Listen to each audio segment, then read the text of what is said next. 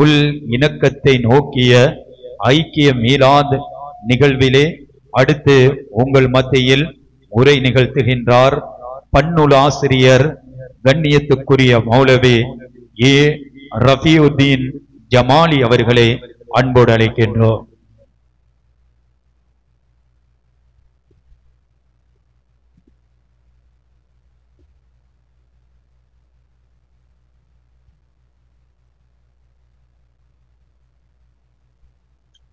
طلع البدر علينا من ثنيات الوداع وجب الشكر علينا ما دعا للشهداء لا إله إلا الله لا إله إلا الله لا إله إلا الله محمد صلى الله على محمد صلى الله عليه وسلم صلى الله على محمد يا ربي صل وسلم. أعوذ بالله من الشيطان الرجيم. بسم الله الرحمن الرحيم.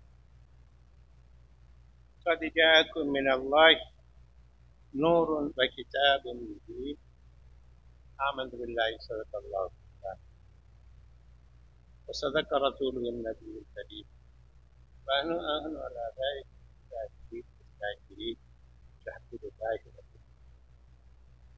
وقال النبي صلى الله عليه وسلم أنا من نور الله وكل شيء من نوري كما قال النبي صلى الله عليه وسلم. அளவற்ற அருளாளனும் நிகரற்ற அன்புமாகிய அல்லாஹ்வின் திருநாமத்தால் நான் ஆரம்பிக்கிறேன். கோடான கோடி ஸலவாத்தும் சலாமும் எம்பெருமானார் ஸல்லல்லாஹு அலைஹி வஸல்லம் அவர்கள் மீது உரித்தாகட்டும். இன்று கல்முனை மாநகரிலே நடைபெற்றுக் கொண்டிருக்கின்ற குவலையும் போற்றும் கோமான் நபி ஸல்லல்லாஹு அலைஹி வஸல்லம் அவர்களுடைய ஜனனத்தை பற்றி பேசி மகிழ்ந்து கொண்டாடி கொண்டிருக்கின்ற இந்த சந்தர்ப்பத்திலே எனக்கு ஒரு தலைப்பை தந்திருக்கிறார்கள். அந்த தலைப்புக்கு போவதற்கு முதல்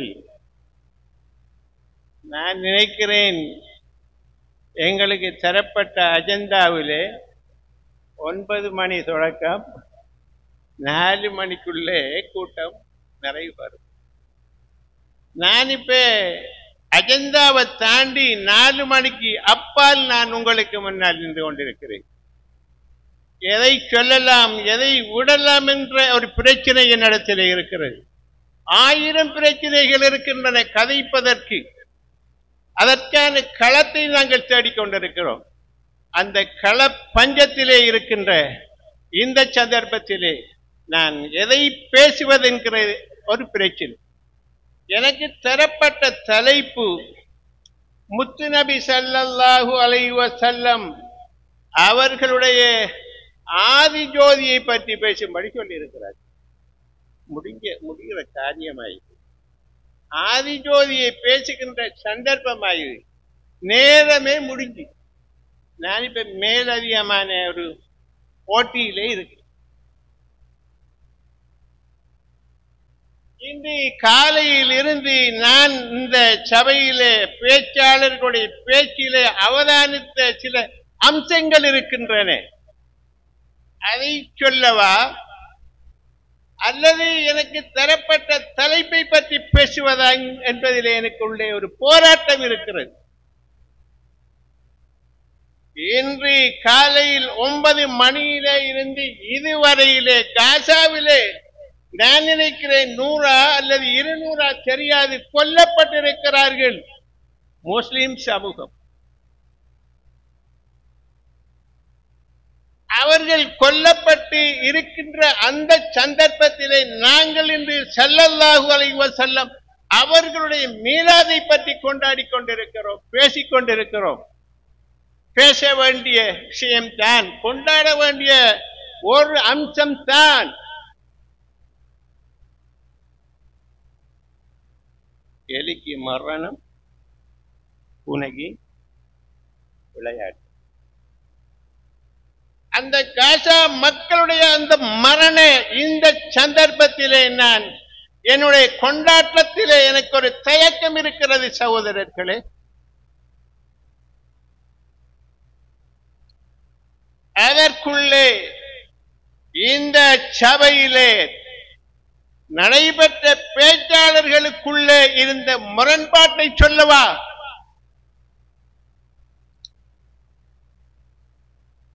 அதையும் என்னால் சொல்ல முடியாது.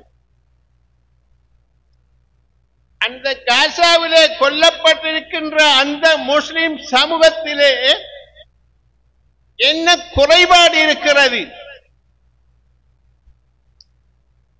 என்ன அருமை சகோதரர்களே, ஒரு அலி இல்லை. அந்த அலி இருப்பார் என்றால் இந்த காசா மக்கள் கொல்லப்பட்டிருக்க மாட்டார்கள் சகோதரர்களே. யார் அந்த அலி? அலியுன் கர்ரமல்லாஹு வஜ்ஹஹு. அவர்களைத்தான் நான் சொல்லுகிறேன். அபூபக்கர் அலி 1000 இருக்கலாம், உமர் அலி 1000 பேர் இருக்கலாம். நான் நினைக்கிறேன் இந்த காசாவுடைய கொலையை நிறுத்தி இருக்க மாட்டார்கள் அவர்கள். அதற்கான திராணி அவர்களிடத்தில் இல்லை. அந்த தகுதி அலியுன் கர்ரமல்லாஹு வஜ்ஹு அவர்களிடத்திலே மாத்திரம்தான் இருந்தது. அதற்கு ஒரு விட்ட சாட்சியை நான் உங்களிடத்திலே ஒப்படைக்கிறேன்.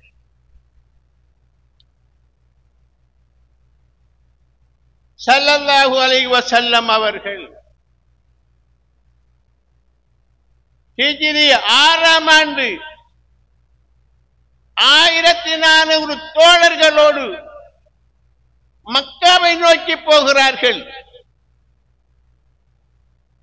உம்ரா பயணத்தை, உம்ரா கடமையை செய்வதற்காக.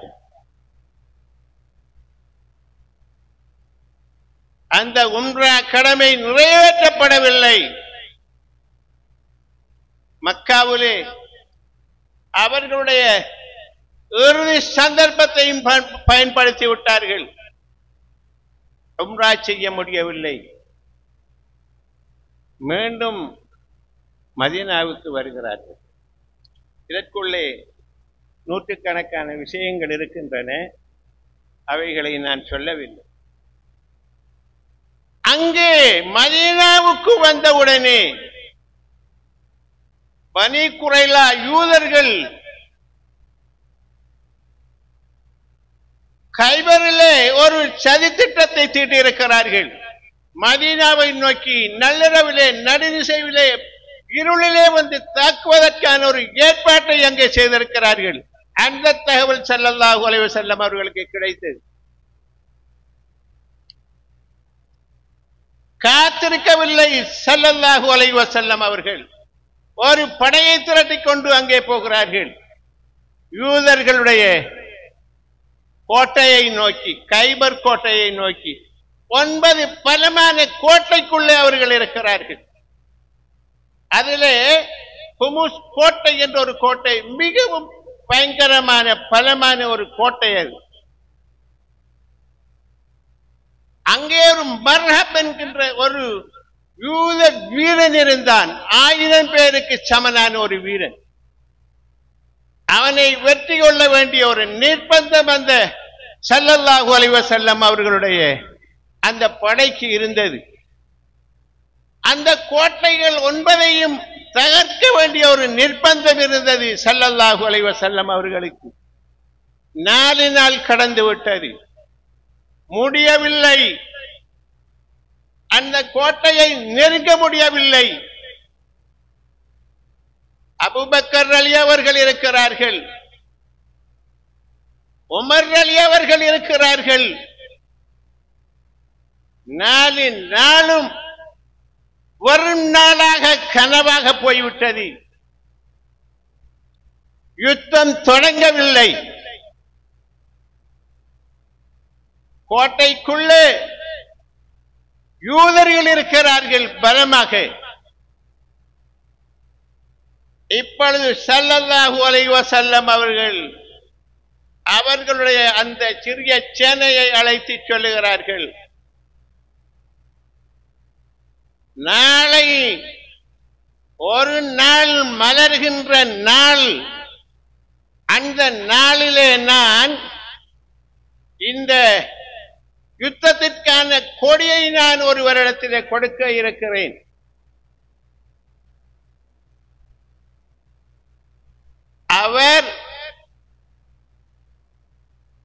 அவரை அல்லாஹ் நேசிக்கிறான். அவர் அல்லாஹ்வை நேசிக்கிறார். அவரிடத்திலே நான் இந்த கொடியை கொடுக்க இருக்கிறேன். அபூபக்கர் அலி இருக்கிறார்கள், உமர் அலி இருக்கிறார்கள், ஏனைய சஹாபாக்கள் இருக்கிறார்கள். முடியாது.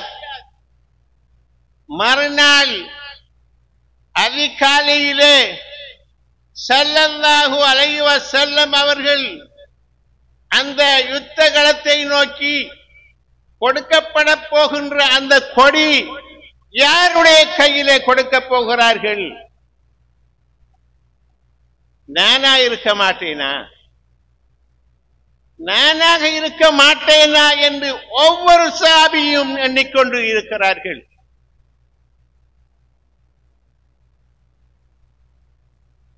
ஸல்லல்லாஹு அலைஹி வஸல்லம் அவர்கள் எதிர்பார்த்த அந்த நபரை காணவில்லை.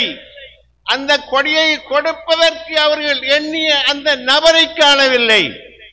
அபூபக்கர் இருக்கிறார், உமர் இருக்கிறார், உஸ்மான் இருக்கிறார், ஏனைய சஹாபாக்கள் இருக்கிறார்கள். இப்பொழுது இந்த சஹாபாக்களுக்குள்ளே ஒரு தயக்கம் இருந்தது. யாரை இவர்கள் எதிர்பார்க்கிறார்கள்? அவருடைய அடையாளத்தையும் சொல்லிவிட்டார்கள் ஸல்லல்லாஹு அலைஹி வஸல்லம் அவர்கள். என்ன அடையாளம்? அவரை அல்லாஹ் நேசிக்கிறான், அவர் அல்லாஹ்வை நேசிக்கிறார். அப்பேற்பட்ட ஒருவருடைய கையிலே அந்த கொடியை நான் கொடுக்க இருக்கிறேன் என்று சொன்னார்கள் ஸல்லல்லாஹு அலைஹி வஸல்லம் அவர்கள். அந்த கொடிக்குரிய அந்த நபர் இன்னும் தெரிபடவில்லை. நேரத்தை விட முடியாது. ஸல்லல்லாஹு அலைஹி வஸல்லம் அவர்கள் கேட்டார்கள், எங்கே அலி?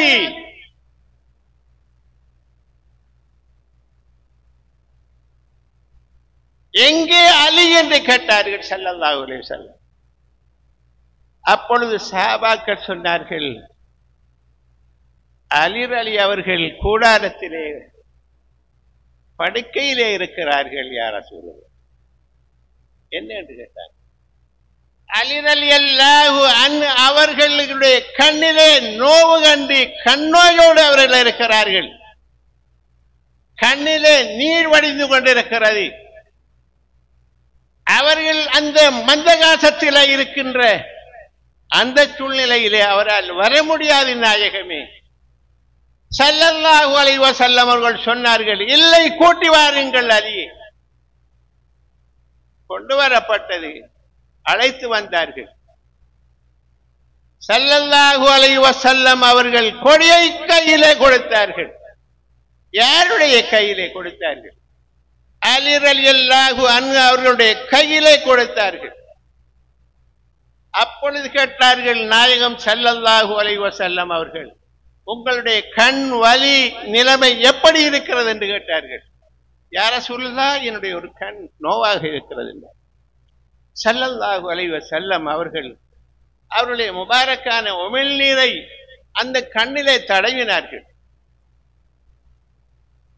அலி ரலியல்லாஹு அன்ஹு அவர்கள் மரணிக்கும் வரை அவர்களுக்கு சகஜ நிலையிலே இருந்த கண்ணை விட ஸல்லல்லாஹு அலைஹி வஸல்லம் அவர்களுடைய உமிழ்நீர் தடவப்பட்ட அந்த கண்ணுடைய பிரகாசத்தை போல பிரகாசம் இல்லை என்று சொல்லி இருக்கிறார்கள்.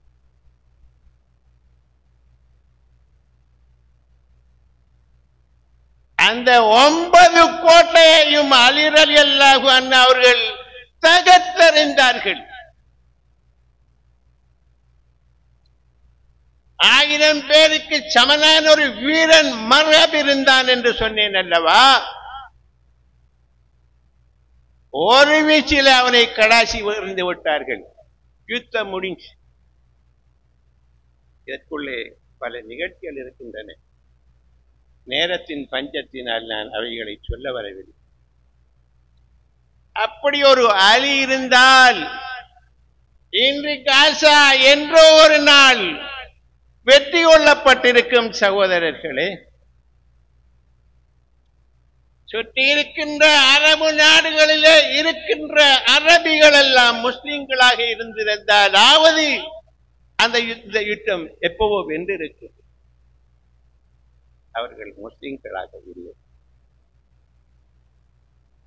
என் அருமை சகோதரர்களே, நபவுல்லா மௌலானா அவர்கள் பேசும்பொழுது சொன்னார்கள், அல்-உலமாஉ வரஸத்துல் அன்பியா. என்னுடைய தலைப்புக்கு நான் போகல சகோதரர்களே, நான் அதுக்கிட்ட வார தொட்டு போறதுக்காக நேரம் இல்லை. அவர்கள் சொன்னார்கள், அல்-உலமாஉ வரஸத்துல் அன்பியா. இப்படியே வந்துட்டு அல்-உலமாஉ வரஸத்துல் அன்பியா. உலமாக்கள் நபிமார்களுடைய வாரிசுகள் என்று சொன்னார்கள்.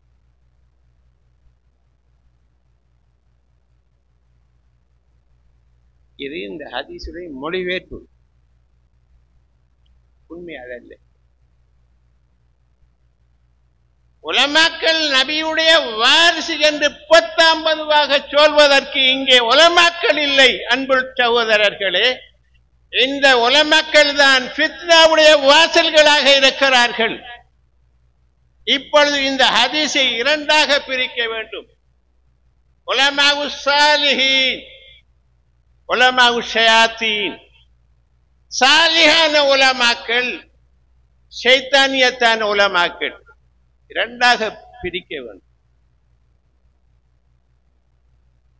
அந்த சாலிஹான உலமாக்கள் நபிமார்களுடைய வாரிசாக இருப்பார்கள் என்றால் போயிருக்கும் இஸ்லாம். இன்றைக்கு தூப்பங்கட்டாரத்துக்கு தள்ளி விட்டுருக்காங்க. இன்னும் ஒரு ஹதீஸை நான் சொல்ல வருகிறேன். ஸல்லல்லாஹு அலைஹி வஸல்லம் அவர்கள் சொன்னார்கள், இர்ஃபான் மௌலானா அந்த விஷயத்தை என்ன கிட்டுட்டார். ஸல்லல்லாஹு அலைஹி வஸல்லம் அவர்கள் சொன்னார்கள், அஸ்ஹாபி கன்னுஜூம்.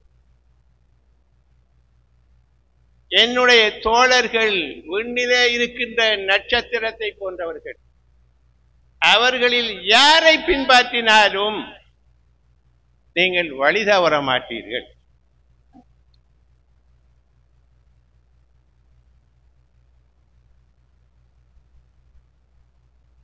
என்னுடைய தோழர்கள் விண்ணிலே இருக்கின்ற நட்சத்திரத்தை போன்றவர்கள்.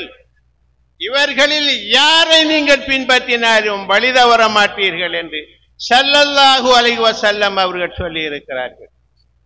இந்த ஹதீஸிலேயும் நான் மொழிபெயர்ப்பைத்தான் நான் சொல்லி இருக்கிறேன்.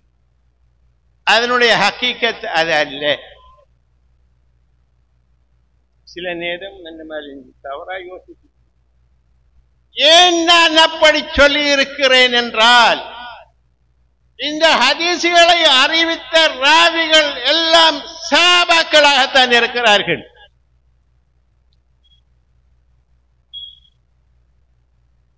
அப்படி அறிவிக்கப்பட்ட ஹதீஸுகள், சஹாபாக்களால் அறிவிக்கப்பட்ட ஹதீஸுகளிலே சஹீஹுகள், லைஃபுகள் என்று வருகின்றன. என்னுடைய தோழர்கள் விண்ணிலே இருக்கின்ற நட்சத்திரத்தை போன்றவர்கள் என்று சொல்லி இருந்தால் லைபான ஹதீஸுக்கு இடமில்லை.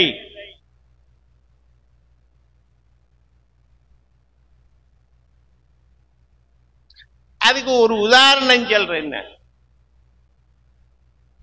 ஸல்லல்லாஹு அலைஹி வஸல்லம் அவர்கள் 100ஆக இருந்தார்கள் என்ற டாபிக்ல ஒரு சின்ன ஒரு இடத்துக்கு வாருங்க.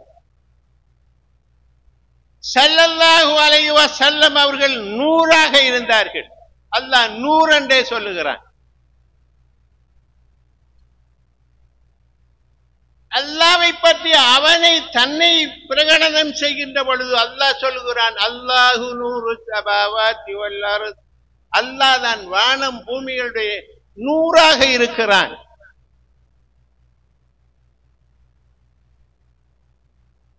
உதாரணமாக சூரியனை எடுப்போம் அல்லது சந்திரனை எடுப்போம். சந்திரனையும் 100ஐயும் பிரிக்க முடியுமா சகோதரர்களே? சந்திரன் இல்லாட்டி 100 இல்லை. 100 வேணுமெண்டா சந்திரன் கிட்ட போகணும். அல்லாஹ் சுப்ஹானஹு வ தஆலா வானம் பூமிகள் ஒளியாக இருக்கிறான் என்றால் பொருள் அல்லாஹ் சந்திரனாக இருக்கிறான், சூரியனாக இருக்கிறான், காடாக இருக்கிறான், மலையாக இருக்கிறான், எல்லாம் அவனாக இருக்கிறான். என்னுடைய தலைப்பு கிட்ட நான் கொஞ்சம் பாரு. அல்லாஹ் சுப்ஹானஹு வ தஆலா குன் என்ற சொல்லை கொண்டு இந்த உலகத்திலே அத்தனை வஸ்துக்களையும் படைத்தார். ஆகுக என்று சொன்னான், ஆகிவிட்டது.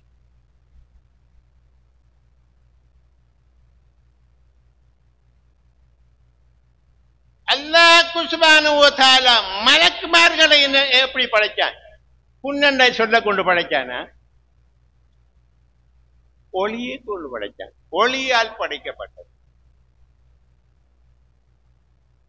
ஆதம் அலைஹிஸ்ஸலாம் அவர்களை எப்படி படைத்தான்? குன் என்ற சொல்லை கொண்டு படைத்தானா? மண்ணை கொண்டு படைத்தான்.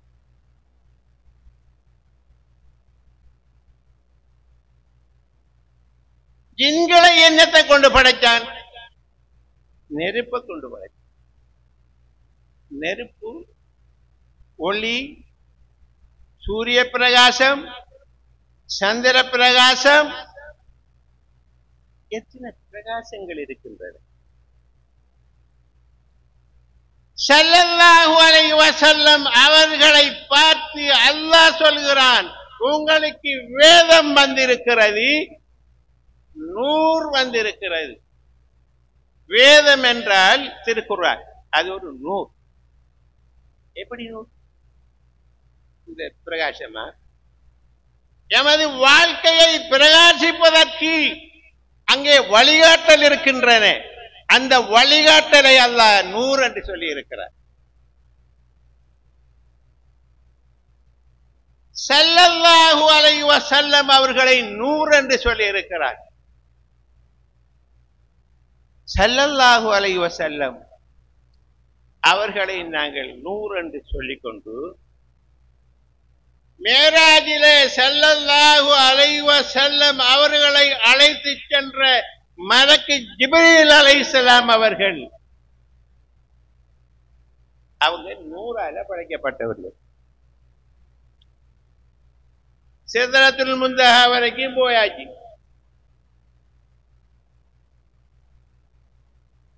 அப்பொழுது இதுவரையிலே கூட்டிக்கு வந்த அந்த வழிகாட்டி ஜிப்ரீல் அலைஹிஸ்ஸலாம் அவர்கள் சொன்னார்கள், இனி என்னால வர முடியாது, நீங்க போங்க நாயகம். ஏன் வாங்கோளே, நான் வந்தால் எரிந்து விடுவேன்.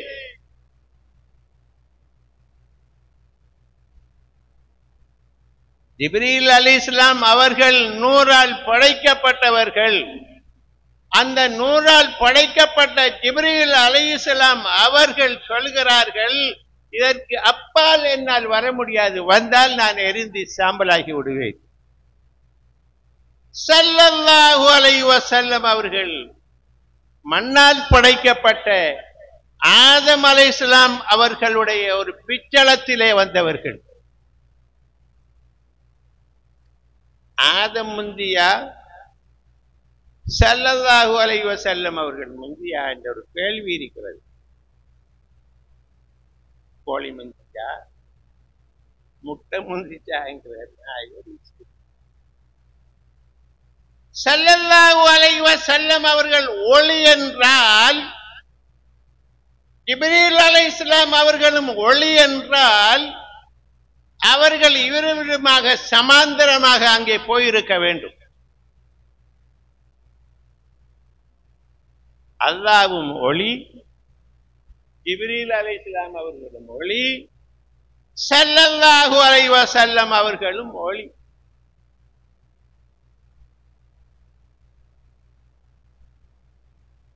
என் அருமை சகோதரர்களே, இந்த மூன்று ஒளிக்குமுள்ளே 1000 வேறுபாடுகள் இருக்கின்றன. ஸல்லல்லாஹு அலைஹி வஸல்லம் அவர்கள் இந்த மனித குலத்தை நேர்வழிப்படுத்தி செவ்வைப்படுத்தி இறை நேசர்களாக ஆக்கிய அந்த பெருமை வேறு யாருக்கும் கிடையாது. ஸல்லல்லாஹு அலைஹி வஸல்லம் அவர்களுக்கு மட்டும்தான் அது. அதுதான் ஸல்லல்லாஹு அலைஹி வஸல்லம் அவர்களுடைய நேர்வழி. அதை விட 100 பேர் ஒன்றுமில்லை. ஸல்லல்லாஹு அலைஹி வஸல்லம் அவர்கள் கேட்டார்கள் ஜாபிர் ரலியல்லாஹு அவர்களிடத்தில், ஜாபிர், உன்னுடைய நபி எப்படிப்பட்டவர் என்பது உமக்கு தெரியுமா?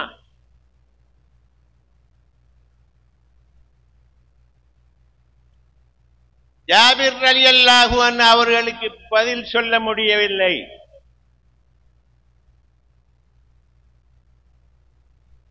ஸல்லல்லாஹு அலைஹி வஸல்லம் அவர்கள் சொன்னார்கள், நான் அல்லாஹ்வுடைய ஒளியில் நின்றும் உள்ளவன்.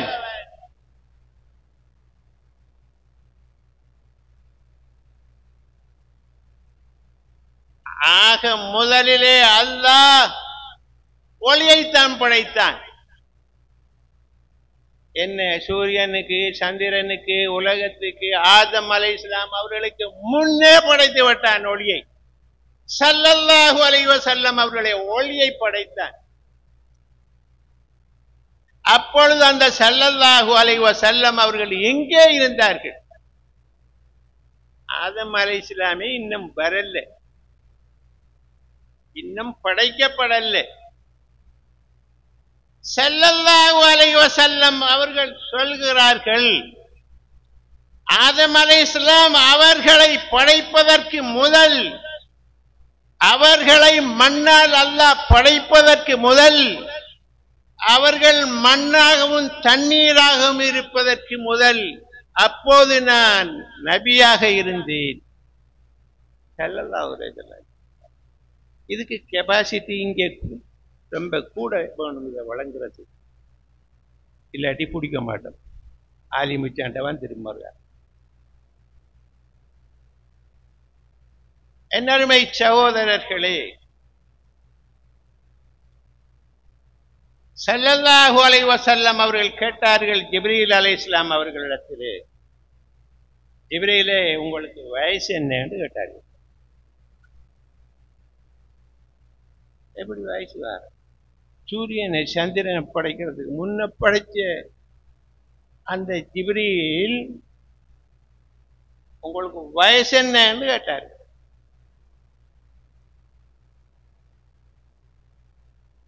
ஜிப்ரீல் அலைஹிஸ்ஸலாம் அவர்கள் சொன்னார்கள், யா ரசூலல்லாஹ், இந்த துனியாவை அல்லாஹ் சிருஷ்டித்த பிறகு சூரியன், சந்திரன்,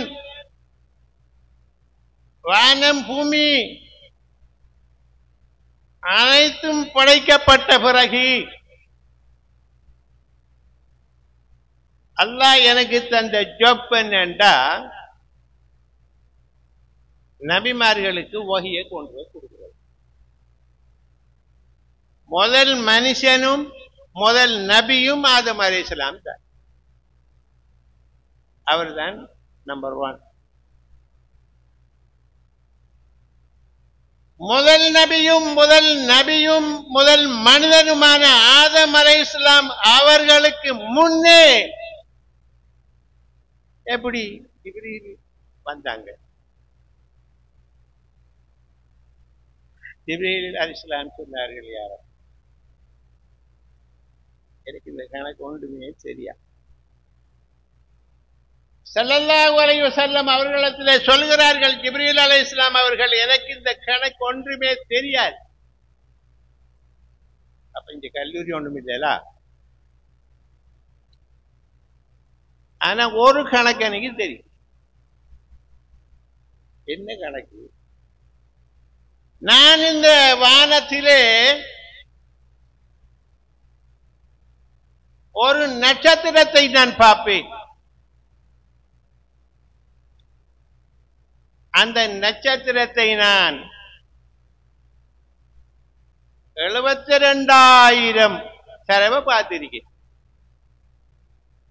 எதனாயிரம்? 72,000 தடவை பார்த்து நிக்கல. தொடர்ந்து சொல்றாங்க, ஒரு நட்சத்திரத்தை நாம் பார்த்து அடுத்த நட்சத்திரத்தை நாம் பார்ப்பதாக இருந்தால் 73,000 வருஷம் போகும். அதுக்கு பிறகுதான் அடுத்தது கிடைக்கும். இப்ப சைபர்ல பெருக்குங்க பாப்போம். கால்குலேட்டர்ல இடம் இல்லை.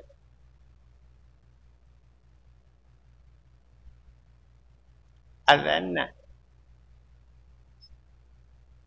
ஸல்லல்லாஹு அலைஹி வஸல்லம் அவர்கள் சொன்னார்கள், நீங்கள் 72,000 தரம் 73,000 வருஷத்துக்கு ஒருக்கா கண்ட அந்த நட்சத்திரம் நாம் பாப்பா ஸ்ரீதேவி, நான் தான். ஸல்லல்லாஹு அலைஹி வஸல்லம் அவர்கள் சொன்னார்கள். ஆதியின் ஜோதி அவர்கள்.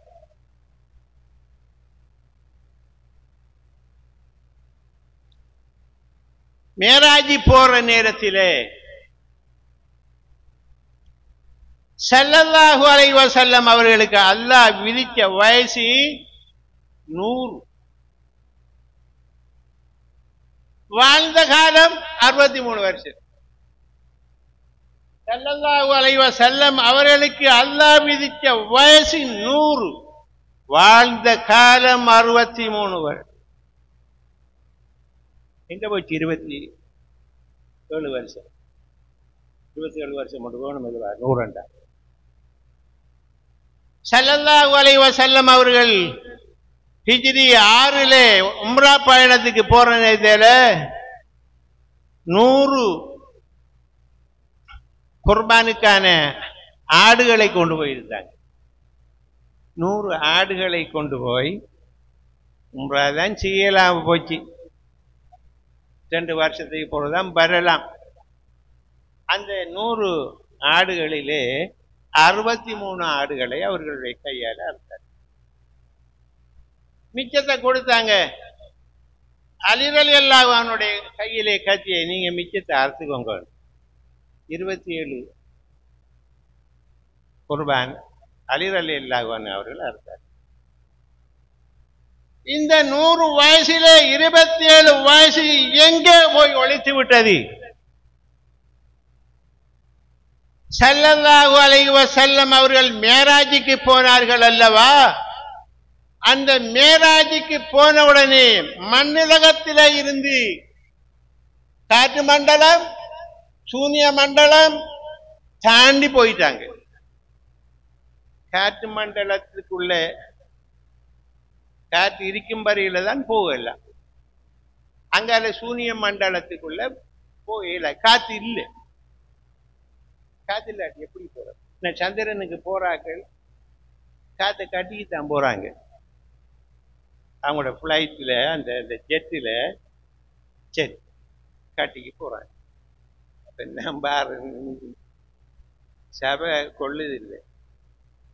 9 மணில இருந்து ஸல்லல்லாஹு அலைஹி வஸல்லம் அவர்கள் பூமியிலே அவர்கள் வாழ்ந்திருந்தால் 100 வருஷம் வாழ்ந்திருப்பாங்க. அந்த மேராஜிலே பூமியை விட்டு வெளியே போனாங்க அல்லவா, சூரிய மண்டலத்துக்கு அங்கால, அங்க போனோன்னு அம்பட்டுக்குள்ளையும் 27 வருஷம் நிலத்திர கணக்கு வேற, அங்க வானலோகத்திர கணக்கு வேற. வானலோகத்திலே தயவு செய்து நான் இனிமேல் இங்க பார்க்காங்க, இதுல கணக்க டச்சுகள் இருக்குது, அதை சொல்லுவதற்கான அவகாசம் எனக்கு இல்லை. ஆகவே அல்லாஹ்வின் நல்லடியார்களே, சகோதரர்களே, பெரியார்களே, தோழர்களே, நான் ஆரம்பத்திலே இந்த கூட்டத்தினுடைய கதாநாயகர்கள், தயாரிப்பாளர்கள், டைரக்டர், ப்ரொடியூசர்மார் எல்லாம் இங்கே இருக்காங்க. அவங்க யாரையும் நான் பிடிச்சி சொல்லலை. தயவுசெய்து யாரும் குறை காணாது. நேரத்தின் பஞ்சத்தினால் நான் அதை மறந்து மருத்துவமல்லா இருக்கிறார், சகாபி இருக்கிறார், இவங்களெல்லாம் ஏற்பாட்டாளர்கள். அங்கே முகிசல் அபூபக்கர் இருக்கிறார். அவர் மெய்யியல் துறை பேராசிரியர். இஸ்லாம் என்கிறது கனிமா. இந்த மெய்யியல் புரியாமத்தான் இவர்கள் வகுதத்துக்கு சண்டை பிடிக்காங்க. இந்த மெய்யியல் உலங்கு இல்லை, கெப்பாசிட்டி ஒன்றும் இல்லை, மதரசாவில் இதுக்கு கொடுக்குறல்ல, இந்த கல்வி இல்லை, தசபு பண்ண தெரியாது இவங்களுக்கு. நாங்க சொல்ல போட்ட உடனே கவுருவான், இங்க இழந்துருவான். லேசான வேலை பத்துவா கொடுக்கறது, இந்த அலிமார போல பத்துவா கொடுக்கறதுக்கு யாருமே தகுதியே இல்லை இங்க உலகத்தில். அந்த இமாம் இல்லை. இப்ப முஃப்தி என்று பேரை வச்சிருக்காங்கல்ல வாங்க கொஞ்சம் பேரு, அவங்களெல்லாம் முட்டாள்கள், இஸ்லாமிய விரோதிகள். யாரும் முஃப்தி இல்லை. என்ன தெரியும் இவங்களுக்கு? குர்ஆனும் தெரியாது, ஹதீஸும் தெரியாது, தஸவ்வுஃபும் தெரியாது, சண்டை பிடிக்கிறதுக்கு மட்டும் தெரியும். ஏன்னா ஹசதும் புறாமையும் இருக்குது. நபிமார்களுடைய வாரிசுக்கு ஹசது புறாமை வரப்படாது, அது இருக்குது. நான் 9 புத்தகம் எழுதியிருக்கிறேன். அதிலே ஒரு புத்தகம் தான் பௌத்தத்துல் வஜூத் தொடர்பான ஒரு புத்தகம், எல்லாம் நீயே என்று நான் எழுதியிருக்கிறேன். இந்த மன்ஹஜிலேயும் அதை நான் கொஞ்சம் தொட்டு ஒரு வார்த்தையில சொல்லிடுறேன். எல்லாம் நீயே என்று எப்படி சொல்லுவாய் நீ என்று என்கிட்ட 5-6 பேர் கேட்டாங்க. தம்பி ஸ்ரீதேவி, நான் எல்லாம் நீ என்று கொலையா எழுதிட்டேன், அதை திருத்தி சொல்லுங்களேன். நீங்க ஒன்று நீங்க எப்படி திருத்துவீங்க? எல்லாம் நீ இல்லைன்னு திருத்தி திருக்கா போயிருக்கா முச்சிருக்கா எல்லாம் நீ இல்லைன்றா அல்லாவும் இல்லைன்ட்டு வந்துட போகுது. இல்லாட்டி கொஞ்சம் நீ கொஞ்சம் நான் என்று வரப்போகுது. அப்படி அல்லாவுடைய சிபத்தில் அப்படி வரல, எல்லாம் அவன் என்றுதான் வரல. ஆகவே நண்பு சகோதரர்களே, இந்த மன்ஹஜிலே 3 கொள்கைகள் அக்கீதாவுக்கு விரோதம் என்றால் இருக்கிறார்கள். 1 அத்துவாயுதம், 2 குலு, 3வது இத்திஹாத். இந்த 3 கோட்பாடு தான் இன்றைக்கு இருக்கின்ற ஏகத்துவ கோட்பாடு. இந்த ஏகத்துவ கோட்பாடிலே 3ம் கொலை என்று சொன்னா எதி பாப்பா சரி, எல்லாம் கொலை என்ற நீ யாரு? ஒன்றுதான் சரி, மற்ற 2ம் கொலை. வஹ்தத்துல் வஜூத் மட்டும்தான் சரி. இதுக்கு மொய்தீன் அரபி அவர்கள் வரணும் சொல்றது. அல்லாட்டி யார் வரணும்? ஆகவே என்ன அருமை சகோதரர்களே, நான் எனக்கு தரப்பட்ட நேரத்தை நான் கேட்கவில்லை. இருந்தாலும் கள நிறுவனத்தை அறிந்து நான் இந்த அளவோடு என்னுடைய பேச்சை நிறைவு செய்து, இன்ஷா அல்லாஹ் தஆலா எனக்கு தூக்கொண்ணாத ஒரு தலைப்பை தந்து அதை விட தூக்க வச்சு அரையும் குறையுமா நான்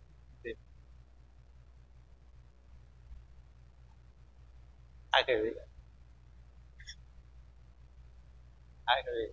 இல்லாமல் அல்லாஹ் எம் அனைவருக்கு நேர்வழியை தந்து, சௌபாக்கியத்தை தந்து, சுகத்தை தந்து, அப்படியே இந்த காசா முஸ்லீம்களுக்கு அந்த முஸ்லீம்களுக்கு உன்னுடைய சமூகத்தை அவமானப்படுத்தி விடாத நாய். உன்னுடைய வழியில அந்த மக்கள் கொல்லப்படுவதை அதை பார்த்து ரபே ரஹ்மானே, இதுக்கு ஒரு முடிவை தாயினே. இந்த அரபுலகம் அவர்கள் இன்னும் இஸ்லாத்துக்கு வரவில்லை, அவர்களுக்கு இஸ்லாத்தை கொடு நாயே என்ற பிரார்த்தனையோடு என்னுடைய சில உரை நிறைவு செய்கிறேன். وآخر دعوانا أن الحمد لله رب العالمين. السلام عليكم ورحمة الله وبركاته. இதுவரை நேரமும் எம் மத்தியிலே உரை நிகழ்த்தி